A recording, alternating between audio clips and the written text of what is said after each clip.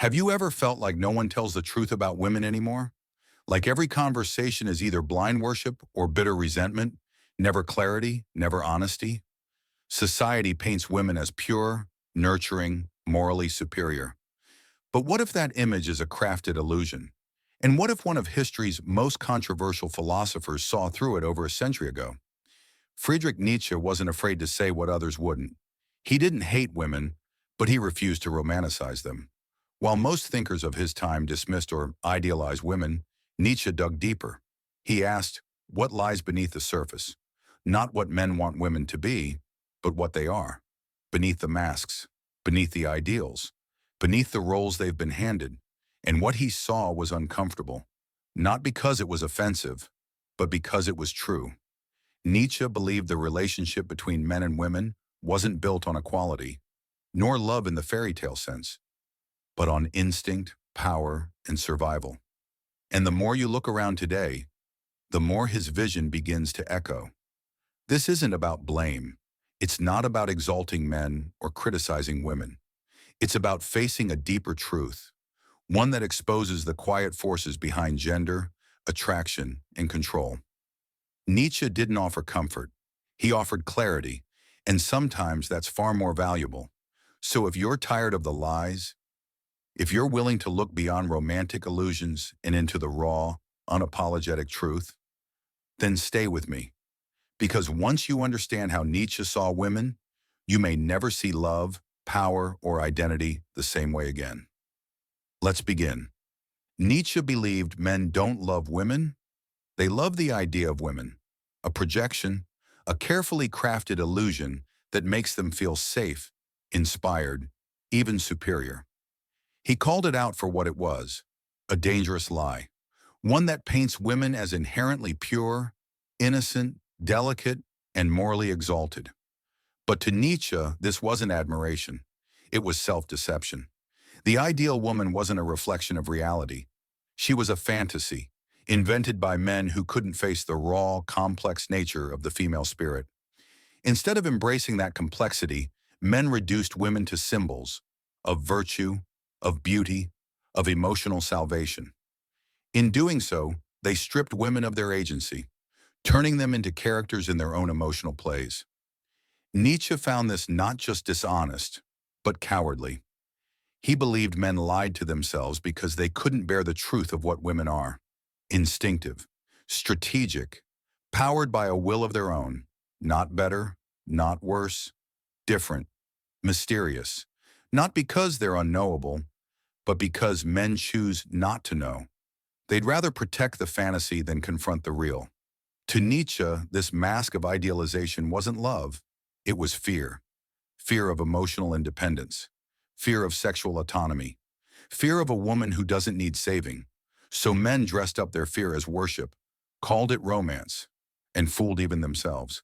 But when reality shatters the illusion, when the real woman steps forward, men often feel betrayed, not because she changed, but because the illusion couldn't hold. And Nietzsche, devoted always to truth over comfort, saw this as one of society's most insidious lies, that to love a woman, a man must first blind himself to who she really is. Nietzsche never saw women as weak.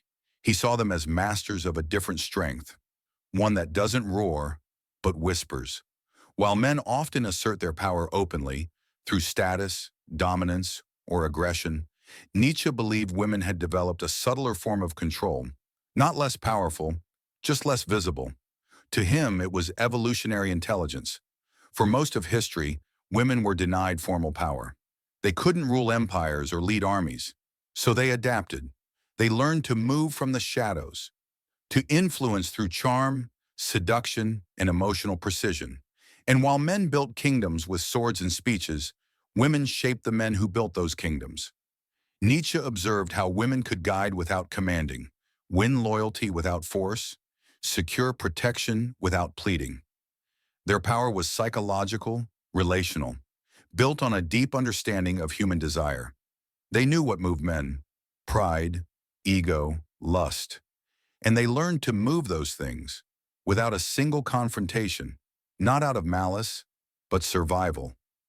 He admired this, but he also warned, Don't underestimate it, because the power you can't see is often the hardest to resist.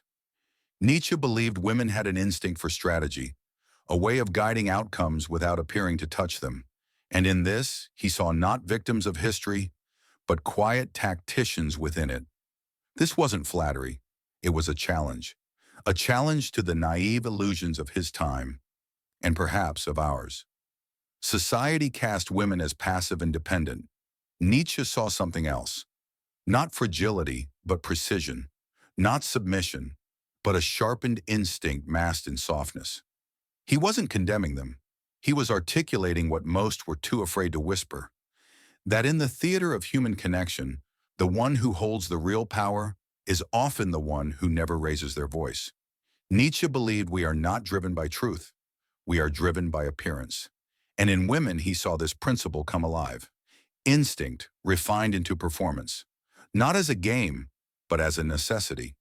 In a world where direct power was withheld, he believed women learned to endure through illusion, to wield influence through presentation, to survive by shaping the very lens through which they were seen. He didn't accuse them of pretense. He admired their clarity, their knowing, their silent command over the symbolic. Men, he said, often blur the line between appearance and reality. But women, they know the mask is not the face, and still, they also know the mask matters more. To Nietzsche, a woman's self-presentation wasn't vanity. It was strategy, her elegance, her beauty, her grace. Not decoration, but direction. Not illusion, but weaponry.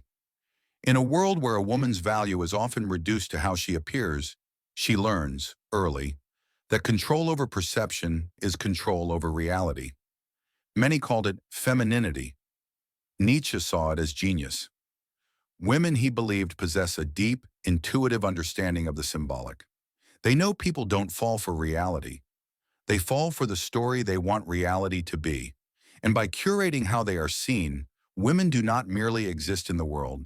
They sculpt it. This is why Nietzsche claimed that truth, in the realm of human interaction, is never clean. Because in a world governed by image, the will to appear rivals and often surpasses the will to be. Through generations of exclusion, women mastered the surface, and in doing so, gained power over what lies beneath. Nietzsche did not believe love was peace. He believed it was war, a beautiful war, masked in flowers and longing, but war nonetheless. Men and women, he thought, were not made for seamless harmony. They were made for tension. Attraction was real, but so was conflict. Men, he said, love from a place of idealism. They project dreams.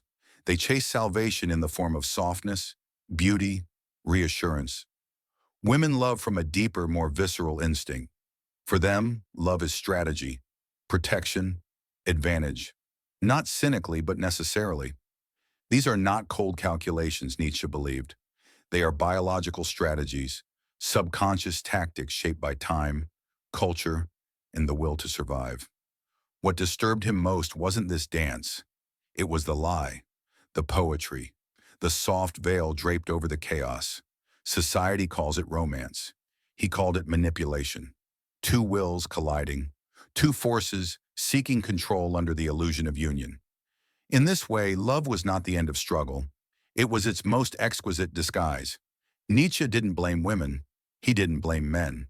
He blamed the delusion, the story we tell ourselves to avoid confronting what love really is. To him, every relationship was a quiet negotiation of power, and most people were too blind to admit it. And because they refused to see it, they suffered. For Nietzsche, true awareness begins when the fantasy dies, when we stop expecting love to save us and start accepting it for what it is, a strategy wrapped in beauty, a battlefield beneath the sheets. He believed morality was never neutral. It was a tool, used by the powerless to survive, or by the powerful to justify their rule. And when it came to women, Nietzsche didn't see morality as noble. He saw it as adaptive instinct.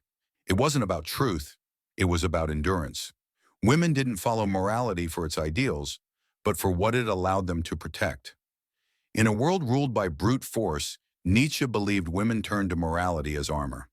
By uplifting values like humility, patience, and sacrifice, They constructed a world where their traits could not just survive, but reign. Not because these values were eternal, but because they were useful. Morality became a language of influence, a covert path to power. Nietzsche didn't see this as deception. He saw it as brilliance. He saw women moralizing their weakness, transforming limitation into elevation, turning what disempowered them into the very thing that gave them control. And the world, hungry for order, embraced the illusion, without question. But Nietzsche's view was never sentimental. He believed that beneath the surface of virtue lay something older, a primal instinct for preservation and control. When women spoke of fairness, he heard calculation. When they invoked morality, he saw strategy, not out of malice, but necessity. To Nietzsche, moral posturing was never pure. It was performance. And in women, shaped over centuries by dependence, it became an art of survival, a way to move through a hostile world without ever raising a hand. Not with weapons, but with principles, with emotion, with silence. A quiet morality that disarmed, while never showing the blade. Nietzsche lived in a time that demanded obedience from women, domesticity, passivity, disappearance. And yet, even then, he sensed the tremor, the early rumbles of change. He saw the questions forming, the roles cracking, the scripts being rewritten. He wasn't shocked. He was unsettled, because he had always believed a woman's strength was never lacking. It was concealed. It wasn't invisible. It was veiled. For generations, that power had worn the mask of gentleness, moved in shadows, and spoke in tones that did not provoke. But what happens when that power no longer hides? When women no longer seek protection, approval, or identity from men? Nietzsche feared this shift not because he doubted women's strength, but because he doubted men's readiness. The average man, raised on unearned superiority, would feel exposed, unseated, unnecessary, and that fear would not bloom into admiration. It would curdle into resentment. This wasn't misogyny, it was foresight. Nietzsche understood. A woman unchained from need becomes a force of nature. No longer reliant on emotional leverage or moral high ground, she becomes direct, assertive, unapologetically self-defined. And that kind of woman, he believed, would unsettle a world built on illusions of comfort and control. He didn't write this to praise nor to condemn. He wrote it as a signal, a warning. The future would not arrive gently. It would not be balanced. It would be disruptive. The rise of the independent woman wouldn't bring harmony. It would bring confrontation, identity crisis, a painful dismantling of old foundations. Because once women stop asking for permission, the old world loses its grip. And for Nietzsche, that loss was both unavoidable and irreversible. He didn't write about women to diminish them. He wrote to strip the veil, to cut through illusion. Because to him, truth was sacred, even when it hurt. What many fail to see is that Nietzsche's words weren't laced with bitterness. They were sharpened by clarity. And in that clarity, he glimpsed something rare, a path beyond the endless tug-of-war of control, dependence, and disguise. He imagined the possibility of more. Nietzsche believed that most relationships were tangled performances. Two sides projecting fantasies, hiding weakness, fighting quiet wars without admitting they were at war. But what happens when both take off the mask? When the man stops idealizing and the woman stops manipulating? When neither uses charm or dominance as currency, but instead meets the other as they are? This, Nietzsche said, was rare, but not unreachable. It demanded the death of sentimentality, the refusal of inherited scripts, and the courage to stand exposed. Not as saviors, not as opponents, but as two forces, equal in power, equal in shadow, equal in possibility, not identical, but equally human, equally flawed, equally capable of rising. To arrive at that place, resentment must fall away. The man must release his bitterness toward the woman who no longer needs him. The woman must release her anger toward the man who wants to find her. Only then does something else become possible. Not reconciliation, but redefinition. Not a return to balance, but the forging of something new. Nietzsche didn't pretend this would be easy. He knew most would never reach it. But for those who could, who dared to trade comfort for honesty, fantasy for depth. A different kind of connection could take root, one not built on illusion, not bound by fear, but formed through shared sovereignty. Not domination, but mutual becoming.